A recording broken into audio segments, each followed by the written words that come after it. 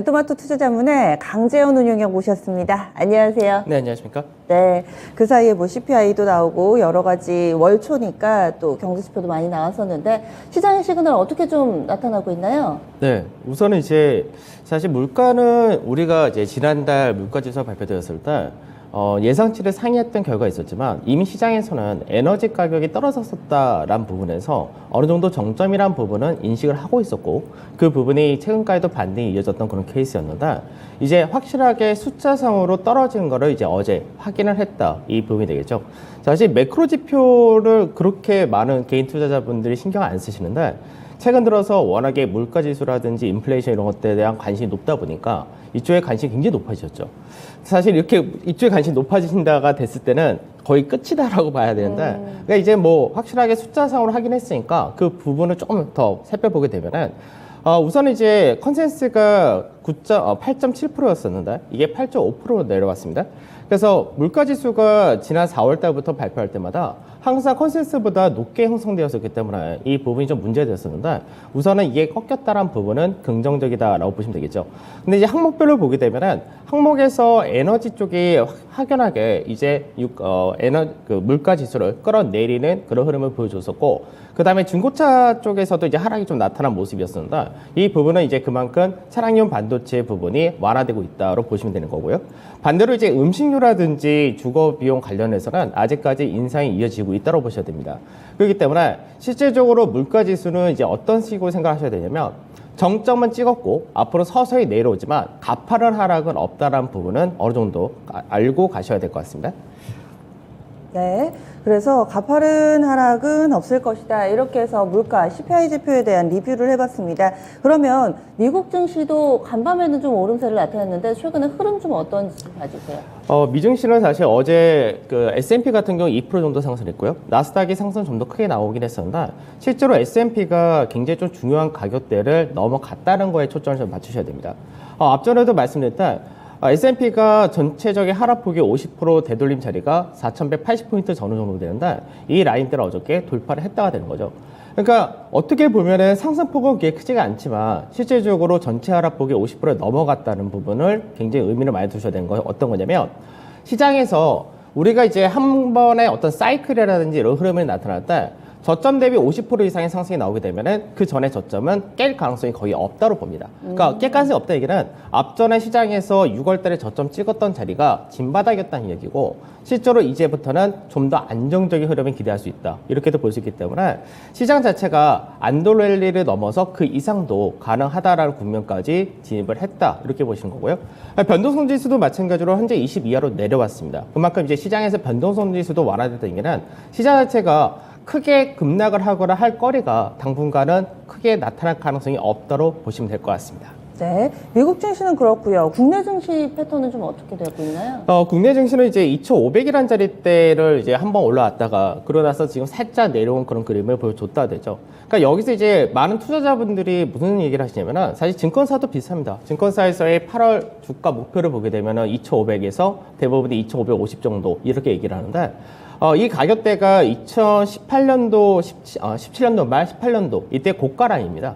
그래서 이 구간대가 오게 되니까 이제 시장에서는 여기서 이제 현금을 좀 만들어야 되는 거 아니냐 뭐 이런 얘기를 했는데 우리가 이제 기업들의 실적을 갖고 한번 이야기를 해보면은 2018년도, 17년도에는 기업들의 순이익이 약 140조 정도대를 만들었었고요. 그 작년 같은 경우는 이제 190조까지 나왔다가 올해 같은 건 좀 가미에 대해서 180조 정도를 얘기를 하는데 사실 이제 한국전력이 여기서 순이익에서 굉장히 많이 마이너스를 하는 그런 요인이기 때문에 그걸 제외를 한다고 할 경우는 실제적인 대부분의 기업들은 실적이 작년보다 비슷하거나 더 좋다 이렇게도 볼 수 있는 케이스인데 그러니까 실적으로 본다면은 국내 증시가 지금 굉장히 싸다라는 부분은 동일하다가 된 거기 때문에 이 부분을 넘어갈 수 있느냐 이게 관건이고요. 그 다음에 이제 국내 증시 같은 경우가 이제 미증시처럼 50%의 되돌림 정도가 고가 대비해서 나온다면은 지수는 뭐 한참 위가 가야지 맞겠지만 그냥 올해 하락폭을 기준으로 할 때는 50% 자리대가 한 2,620 정도라고 보시면 될 것 같고요. 네. 그 다음에 시장에서 사실 이제 앞전에 2,600이라는 자리대가 계속해서 저점을 만들던 자리가 굉장히 의미는 굉장히 컸던 자리입니다. 왜냐하면 실적으로 본다 했을 때 우리가 2018년도에서 이때의 고가보다 실적이 훨씬 더 높기 때문에 그 당시가 원래 지지가 좀 강했던 부분인데 실제로 이때 무너졌을 때의 가장 큰 배경이 물가지수를 갖고 무너졌죠. 그러니까 물가지수가 예상보다 훨씬 더 높게 나오면서 인플레이션에 대한 우려가 커졌던 그런 구간이기 때문에 지금 같은 경우는 물가지수가 오히려 그 부분을 해소시켜준 만큼 앞전에 일요일에서 빠졌던 자리대가 사실 2600선 전후이기 때문에 이 라인대까지는 올라갈 수 있는 여력은 충분하다고 보시면 될 것 같고 역시 마찬가지로 매물 자체가 2510에서 2590까지는 매물 공백인 만큼 얼마큼 탄력 있는 상승이 나올 수 있느냐 이 부분이 중요할 것 같습니다. 2600선 정도까지도 단번에 갈 수 있는 그런 힘을 차트를 통해서 봐주셨어요. 그리고 그동안에 외국인이 계속 발목을 잡고 있었는데 물론 어제는 일시적으로 팔긴 했지만 그동안에 거래소에 계속 매수하더라고요. 수급도 이제 좀 좋아지고 있는 거죠? 네, 우선 이제 국내 증시에서 7월 달에 저점 만들고 나서부터 외인들의 매수는 계속해서 이어지고 있습니다. 이제 어제 같은 경우는 좀 매도가 나오긴 했지만 어제까지 매수했으면 10거래 연속 매수였고 그 전까지가 9거래 연속 매수였으니까 계속해서 들어온 추세는 변동이 없다고 봐야 됩니다. 근데 중요한 건 뭐냐면 지금 현재 수급적인 부분을 볼 때 기관에서는 신규 자금이 거의 없는 상태입니다. 그렇기 때문에 외국인의 이런 순매수세가 이어지는 부분이 굉장히 중요하다라는 부분을 생각하셔야 된다. 지금 이제 미증시 같은 경우는 위험 자산에 대한 선호도가 좀 높아지는 케이스죠. 반대로 이제 국내 같은 경우는 아직까지 좀 자신감도 없고 그런 부분이 있지만 지금 현재 외국인 같은 경우가 약 4조 4천억 정도 한 달 동안 매수를 한다는 부분을 생각하셔야 된다. 실제 외국인들이 2020년도부터 국내 증에서 팔았던 물량이 약 67조 가까이 팔았었고요. 그 안에서 이제 4조 4천억이 들어왔다 됩니다. 그러면 외국인 같은 경우는 이제 작년 연말, 그러니까 작년 연말 그리고 올해 이제 시장에서 더 매도를 하기 전에는 그때는 약 56조 정도까지 팔았었고 그리고 이제 한 3,000포인트 전후에 있었을 때가 한 47조 정도 매도했었기 때문에 실제로 외국인들이 앞전 정도의 수준, 그러니까 위험자산에 대한 회피 성향으로 크게 빠졌던 부분이 일정 부분만 들어온다 하더라도 외국인들이 약 5조 5천억에서 14조 정도 추가로 유입될 수 있는 물량이 상당히 많다 이렇게 보셔야 되고 그 다음에 이제 외국인들 기준으로 볼 때는 국내 증시가 어느 위치냐라는 부분이 있는데 아까 이제 종합주가지로 봤을 때는 2,500에서 2,600이 우리가 볼 때는 이제 저항대이고 이제 어느 정도 마디지수 이렇게 생각이 들겠지만 지금 외국인들의 관점에서는 이제 환율적인 부분을 같이 생각을 해야 되기 때문에 이걸 봤을 때는 외국인들은 더 큰 하락을 나타냈었고 국내 증시 자체가 지금 현재 레벨 수준 자체가 굉장히 밑에 있다라는 부분을 볼 수가 있습니다. 그래서 실제로 외국인들 관점에서는 실제 이제 국내 증시만큼의 레벨 수준 2018년도 이때 고가만큼 올라가려면은 지금 상승폭이 굉장히 좀 많이 올라가야 되는 그런 케이스다 보셔야 될 것 같고요. 그 국내 증시에 대해서 외인들이 들어올 수 있는 배경 중에 하나가 가격 메리트가 굉장히 높다는 거겠죠. 그래서 현재는 주가 자체가 외국인들 볼 때는 우리가 볼 때 고가 대비 30%였지만 외국인 입장에서는 거의 40%가 넘는 하락이었기 때문에 이런 부분에서는 가격 메리트적인 부분도 외인들의 매수가 더 확대될 가능성이 높다로 보시면 될 것 같습니다. 우리가 보기에도 많이 빠졌다, 지금 좀 싸다라는 얘기가 나오는데 외국인의 관점에서 환율을 적용할 경우에는 훨씬 더 그 가격 메리트가 커진다 이렇게 얘기를 해주셨는데 이런 우호적인 수급이 계속 이어질 수 있을지 오늘 또 옵션 만기일이잖아요. 네.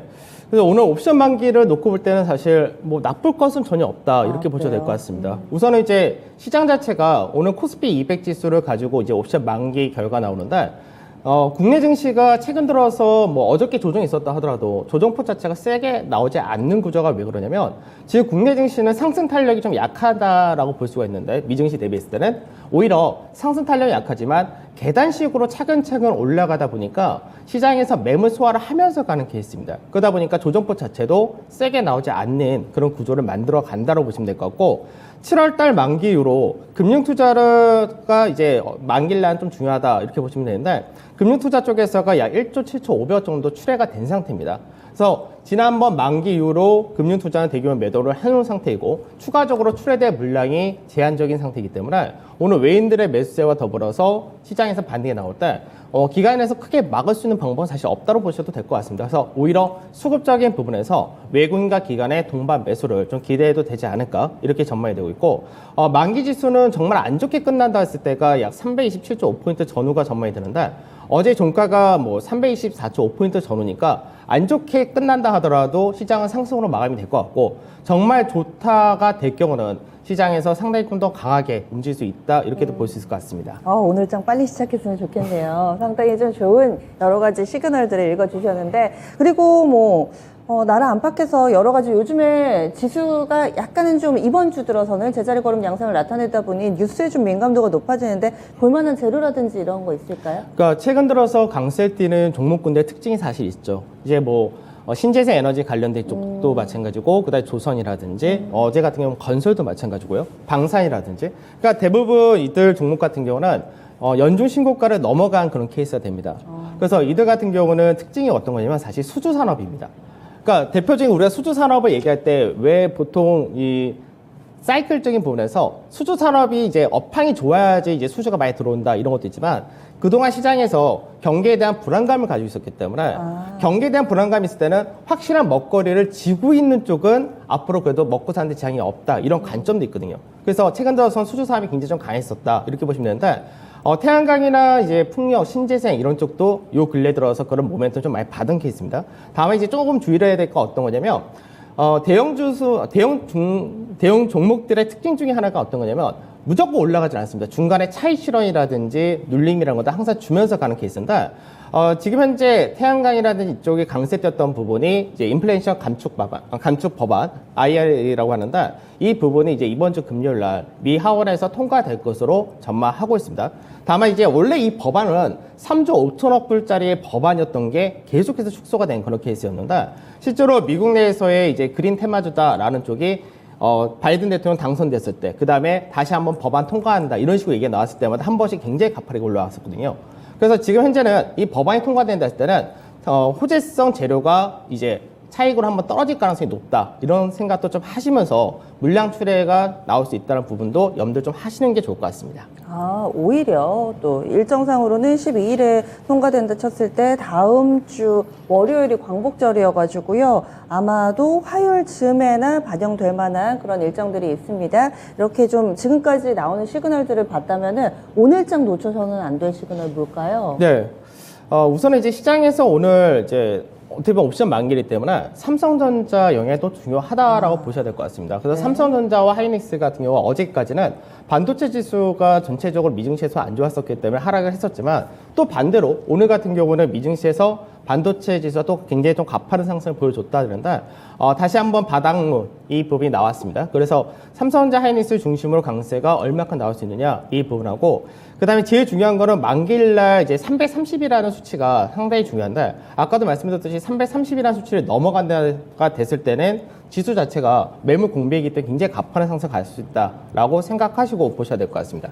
그 외적이라고 할 수 있는 부분은 이제 어느 정도 많이 올라간 종목군 중에서 아까 말씀드렸던 이제 법안 이런 거에 대한 관련주들은 조금 차익 실현도 일부는 하셔야 될 것 같다 말씀드리고 1차적으로 기술적 반등 자체가 2550에서 2610까지는 열려 있다 이렇게 보시면서 가시면 되기 때문에 뭐 시장 자체는 굉장히 좋다고 보시고 그리고 이제 한 가지 좀 시장에서 기대를 좀 하면 좋은 부분은 뭐냐면은 아직까지 증시에 대해서 약간 신중론 그러니까 아직까지는 반등할 때 뭐 비중도 좀 줄여야 된다라든지 아직까지 뭐 확인해야 될 게 많다 이런 약간 중립적인 전망이 시장에서 지속이 돼줘야 됩니다. 그러니까 이런 부분이 나와야지 시장은 계속해서 큰 조정 없이 강세가 꾸준히 나올 수 있는데 만약 시장에서 다들 좋다라고 하면은 또 한 번 시장에서는 그쵸. 충격을 줄 수 있기 때문에 이런 전망이 이어지는지가 앞으로 시장 더 중요하다고 보시면 될 것 같습니다. 제가 그 부분을 보통 출연자분들 오시면은 늘 질문을 드리거든요. 근데 현금 챙기라는 얘기가 이번 주 초반에 좀 많이 나왔기 때문에 지수의 추가적인 상승 좀 기대해 보도록 하겠습니다. 그리고 강정훈역과 함께하는 무료 온라인 공개 방송 오늘 저녁 9시에 유튜브에서 만나보실 수가 있는데요. 대형주 매매 핵심 종목별로 꼼꼼하게 전략을 세워주신다고 하니까 이 시간도 많이 함께해 주시기 바랍니다. 운영님 오늘 말씀 고맙습니다. 네, 감사합니다. 네, 지금까지 마켓 시그널이었습니다.